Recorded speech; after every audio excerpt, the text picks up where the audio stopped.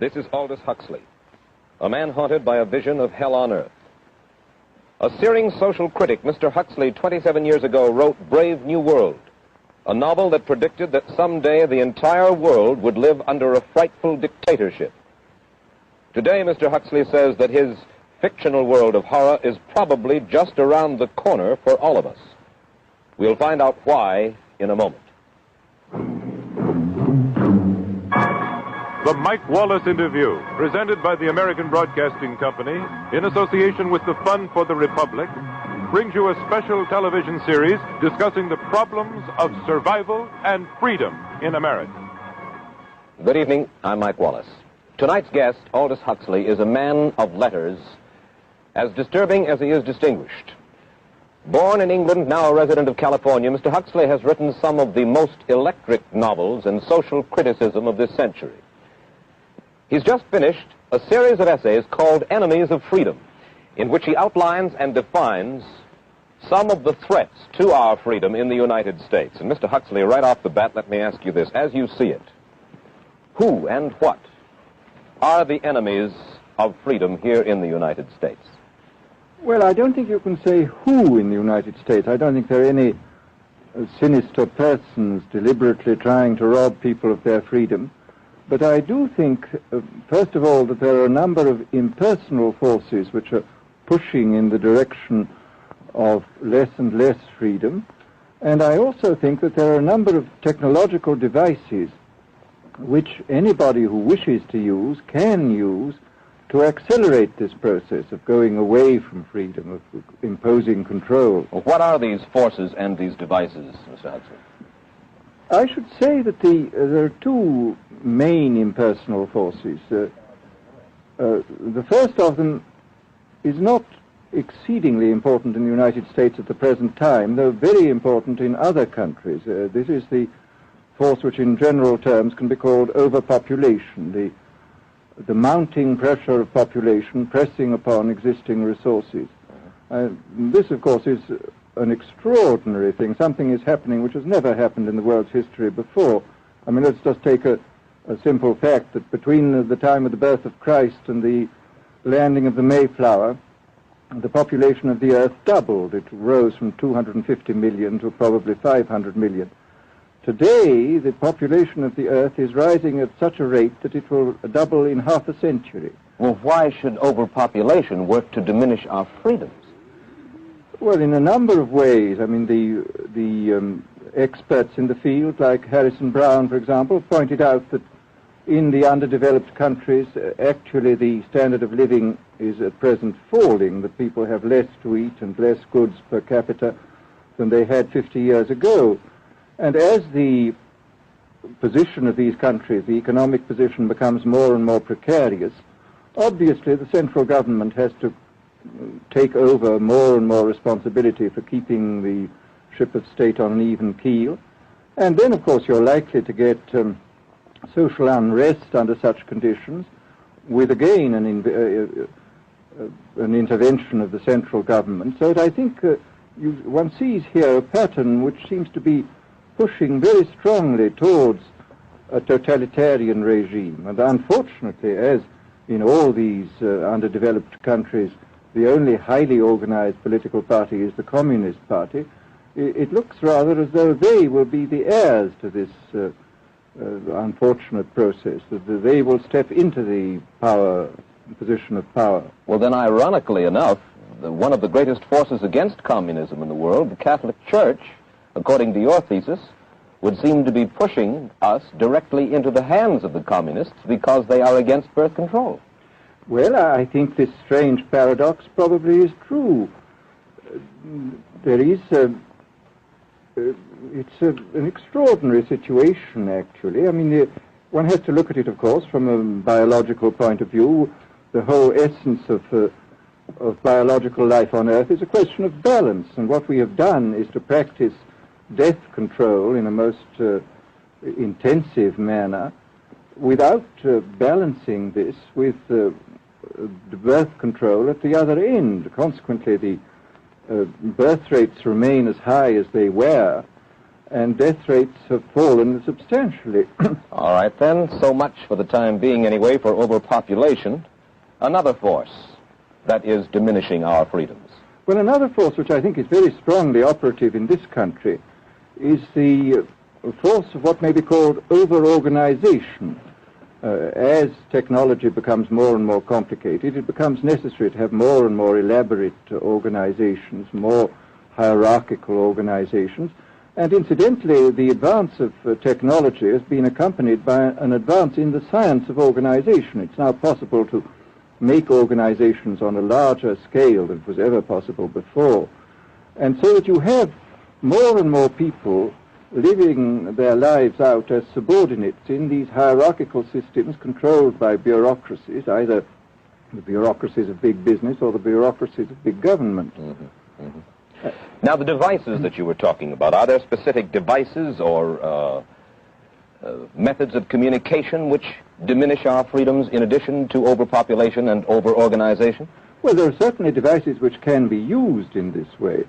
I mean, let us take, after all, a piece of very recent and very painful history is the propaganda used by Hitler, which was incredibly effective. I mean, what were Hitler's methods? Hitler used terror on the one kind, brute force on the one hand, but he also used a very efficient form of propaganda, which he was using every modern device at that time. He didn't have TV, but he had the radio, which he used to the fullest extent, and was able to impose his will on an immense mass of people. I mean, the Germans were a highly educated people.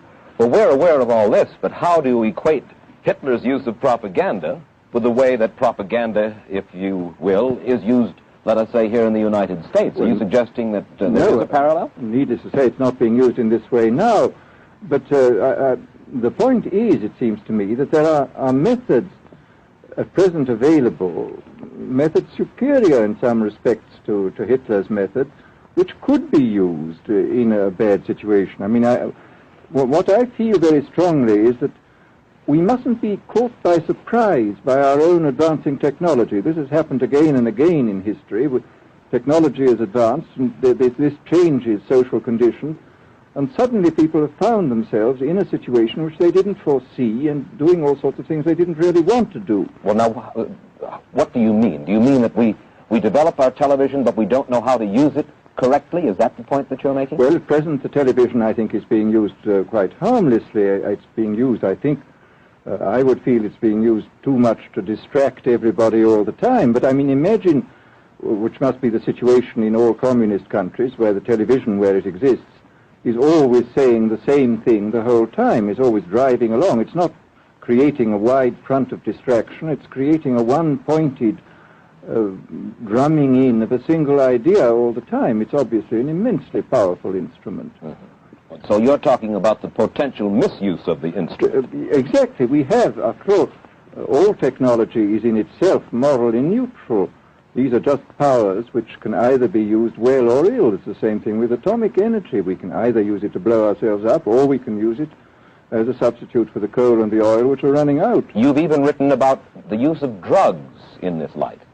Well, now, this is a very interesting subject. I mean, in this book that you mentioned, this book of mine, Brave New World, I postulated a substance called soma, which was a very versatile drug. It would make people feel happy in small doses. It would make them see visions in medium doses, and it would send them to sleep in large doses. Well, I don't think such a drug exists now, nor do I think it will ever exist, but we do have drugs which will do some of these things, and I think it's quite on the cards that we may have drugs which will profoundly change our mental states without doing us any harm. I mean, this is the pharmacological revolution which has taken place, that we have now powerful mind-changing drugs which, physiologically speaking, are almost costless. I mean, they are not like opium or like cocaine, which do change the state of mind, but leave terrible results physiologically and morally. Mr. Huxley, in your new essays, you state that these various enemies of freedom, are pushing us toward a real-life, brave new world, and you say that it's awaiting us just around the corner. First of all, can you detail for us what life in this brave new world which you fear so much, or what life might be like? Well, to start with, I think this kind of the dictatorship of the future, I think will be very unlike the dictatorships which we've been familiar with in the immediate past. I mean, take another book prophesying the future, which was a very remarkable book, George Orwell's 1984. Mm-hmm. Well, this book was written at the height of the Stalinist regime and just after the Hitler regime.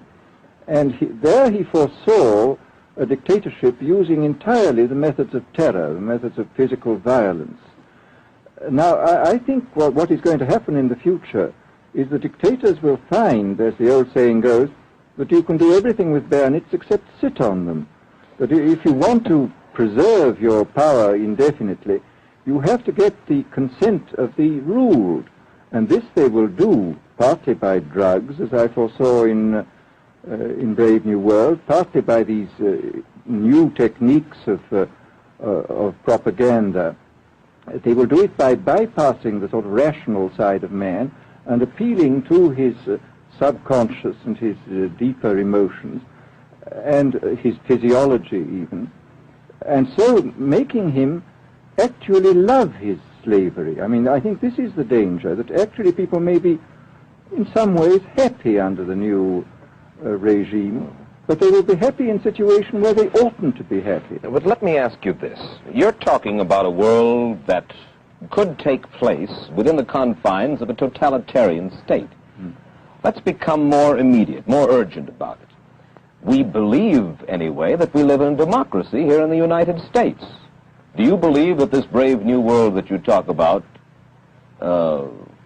could, let's say in the next quarter century, the next century, could come here to our shores?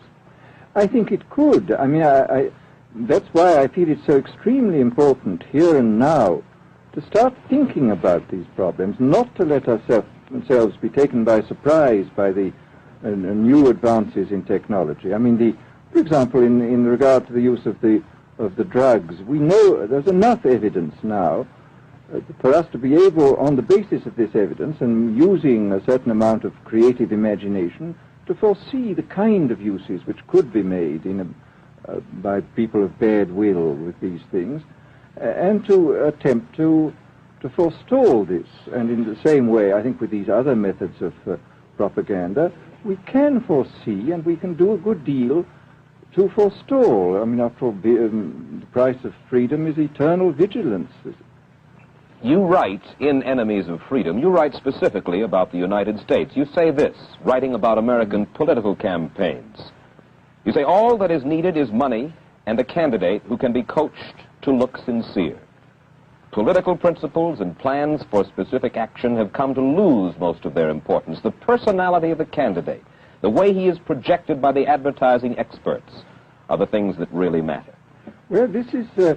during the last campaign, there was a great deal of this kind of statement by the advertising managers of the campaign parties, this idea that the candidates had to be merchandised as though they were soap or toothpaste, and that you had to depend entirely on the personality. I mean, the personality is important, but there are certainly people with an extremely amiable personality, particularly on TV, who might not necessarily be very good in positions of political trust. Well, do you feel that men like Eisenhower, Stevenson, Nixon, with knowledge of forethought, were trying to pull the wool over the eyes of the American public? No, but they were being advised by powerful advertising agencies who were making campaigns of a quite different kind from what had been made before. And I think we shall see probably all kinds of new devices coming into the picture. I mean, for example, this thing which got a good deal of publicity last autumn, subliminal projection. I mean, as it stands, this thing, I think, is of no menace to us at the moment. But I was talking the other day to one of the people who has done most experimental work in the psychological laboratory with this, who was saying precisely this, that it is not at the moment a danger, but once you've established a principle that something works, you can be absolutely sure that the technology of it is going to improve steadily. And I mean, his view of the subject was that, well, maybe they will use it to some extent in the 1960 campaign, but they will probably use it a good deal and much more effectively in the 1964 campaign, because this is the kind of rate at which technology advances. And we'll be persuaded to vote for a candidate that we do not know that we are being persuaded to vote for. Exactly. I mean, this is the rather alarming feature, that you're being persuaded below the level of choice and reason. In regard to advertising, which you mentioned just a little ago, in your writing, particularly in Enemies of Freedom, you attack Madison Avenue, which controls most of our television and radio advertising, newspaper advertising, and so forth. Why do you consistently attack the advertising agency? Well, no, I think that advertisement plays a very necessary role, but the danger, it seems to me, in a democracy is this. I mean, what does a democracy depend on? A democracy depends on the individual voter making an intelligent and rational choice for what he regards as his enlightened self-interest in any given circumstance. But what these people are doing, I mean, what both for their particular purposes, for selling goods, and the dictatorial propagandists are doing, is to try to bypass the rational side of man and to appeal directly to these unconscious forces below the surface, so that you are, in a way, making nonsense of the whole democratic procedure, which is based on conscious choice on rational grounds. Of course, well, maybe you have just answered this next question, because in your essay you write about television commercials, not just political commercials, but television commercials as such, and how, as you put it, today's children walk around singing beer commercials and toothpaste commercials, and then you link this phenomenon in some way with the dangers of a dictatorship. Now, could you spell out the connection, or how do you feel that you have done so sufficiently? Well, I mean, here, this whole question of children, I think, is a terribly important one, because children are quite clearly much more suggestible than the average grown-up. And again, suppose that that for one reason or another all the propaganda was in the hands of one or very few agencies, you would have an extraordinarily powerful force playing on these children, who after all are going to grow up and be adults quite soon.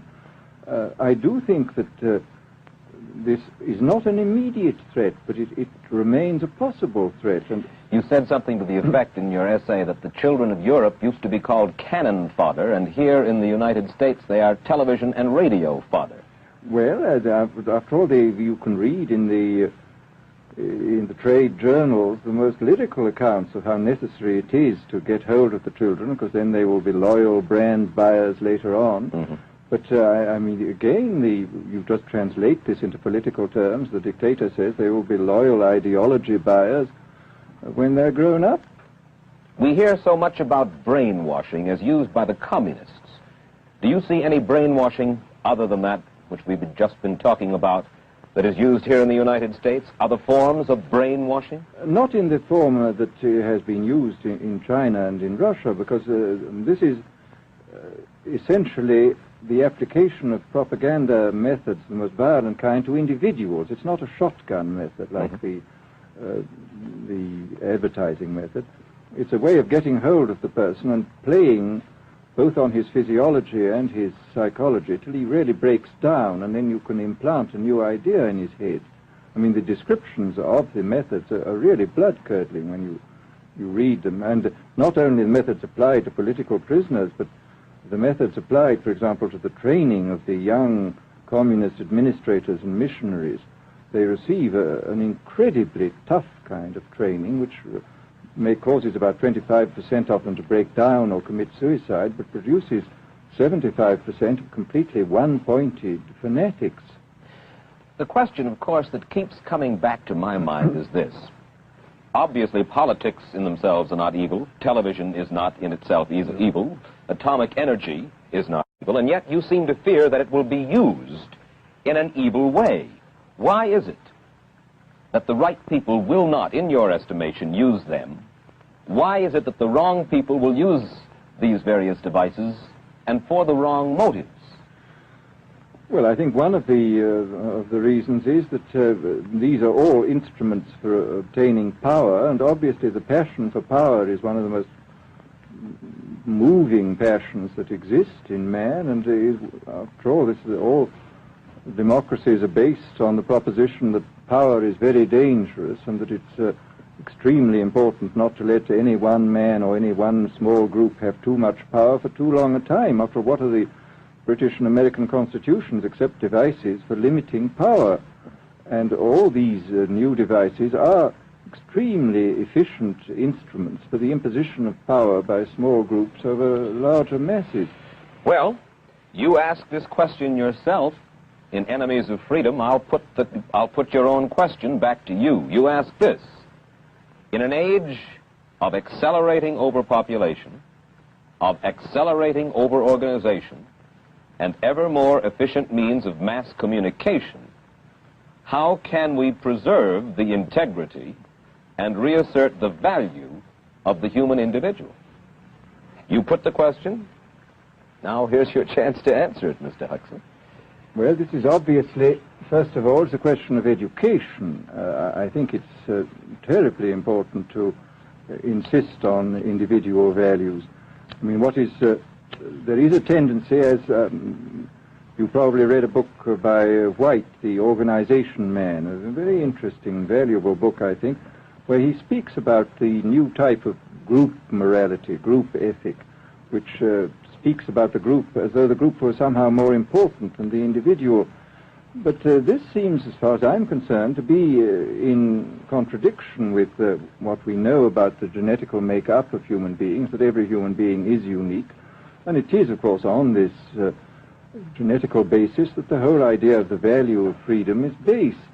And I think it's extremely important for us to stress this in all our educational life. And I would say it's also very important to teach people to be on their guard against the sort of verbal booby traps into which they're always being led, to analyze the kind of things that are said to them. Well, I think there is this whole educational side, and I think there are many more things that one could do to strengthen people and to make them more aware of what was being done. You're a prophet of decentralization. Well, yes, if this is feasible. It's one of the tragedies, it seems to me. I mean, many people have been talking about the importance of decentralization in order to give back to the voter a sense of direct power. I mean, the voter in an enormous electorate feels quite impotent, and his vote seems to count for nothing.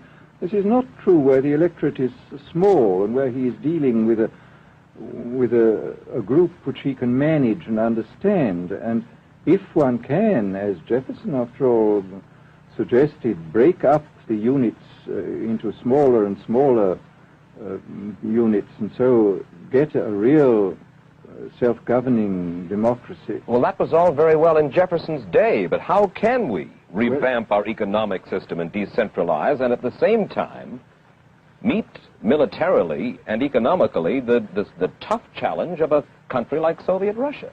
Well, I think the answer to that is that there are, it seems to me that the production, industrial production, is of two kinds. I mean, there are some kinds of industrial production which obviously need the most tremendously high centralization, like the making of automobiles, for example.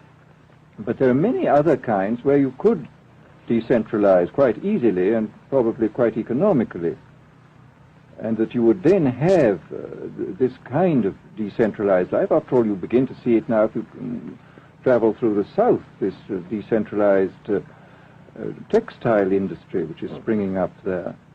Mr. Huxley, let me ask you this, quite seriously. Is freedom necessary? As far as I'm concerned, it is, yes. Why? Is it necessary for a productive society? Yes, I should say it is. I mean, a genuinely productive society. I mean, I think you could produce plenty of goods without much freedom, but I think the whole sort of creative life of man is ultimately impossible without a considerable measure of individual freedom, that initiative, creation, all these things which we value, and I think value properly, are impossible without a large measure of freedom. Well, Mr. Huxley, take a look again at the country which is in the stance of our opponent anyway it would seem to be there, Soviet Russia. It is strong and getting stronger economically, militarily. At the same time, it's developing its art forms pretty well. It seems not unnecessarily to squelch the creative urge among its people, and yet it is not a free society. It's not a free society, but here is something very interesting, that those members of the society, like the scientists who are doing the creative work, are given far more freedom than anybody else. I mean, it's a privileged aristocratic society in which, provided that they don't poke their noses into political affairs, these people are given a great deal of prestige, a considerable amount of freedom, and a lot of money. I mean, this is a very interesting fact about the new Soviet regime, and I think what we're going to see is a people on the whole with very little freedom, but with an oligarchy on top enjoying a considerable measure of freedom and a very high standard of living. And the people down below, the epsilons down below, enjoying very little. And you think that that kind of situation can long endure? I think it can certainly endure much longer than a situation in which everybody is kept down. Because, I mean, they can certainly get their technological and scientific results on such a basis. Well, the next time that I talk to you then, perhaps we should investigate further the possibility of the establishment of that kind of a society, where the drones work for the queen bees up above. Well, but yes, but I must say I still believe in democracy. If we can make the best of the creative activities of the people on top, plus those of the people on the bottom, so much the better. Mr. Huxley, I surely thank you for spending this half hour with us, and I wish you Godspeed, sir. Thank you. Aldous Huxley finds himself these days in a peculiar and disturbing position. A quarter of a century after prophesying an authoritarian state in which people were reduced to ciphers, he can point at Soviet Russia and say, "I told you so." The crucial question, as he sees it now, is whether the so-called free world is shortly going to give Mr. Huxley the further dubious satisfaction of saying the same thing about us. Stay tuned for a preview of next week's interview. Till then, Mike Wallace, good night.